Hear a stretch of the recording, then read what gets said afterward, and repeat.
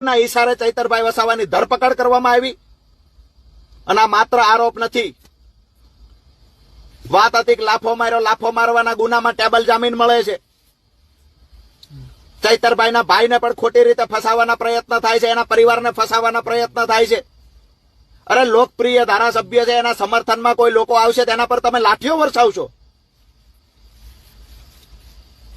રહીએ છીએ 2 દિવસ અમારા કાર્યક્રમો, વિજય સંદેશ યાત્રા પૂરી થાય, જોઈએ છીએ તમારી લાઠીમાં કેટલો દમ છે.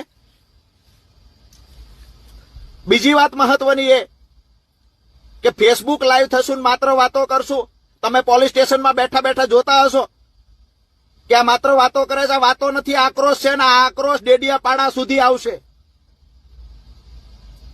વિજય સંદેશ યાત્રા પૂરી થાય, દરેક જિલ્લાઓની અંદર જોઈએ છીએ શું થાય છે. ગાંધી ચિંધ્યા માર્ગે અમારી લડી લેવાની પૂર્ણ તૈયારી છે, લાઠી ખાવાની તૈયારી છે, જેલમાં જવાની તૈયારી છે.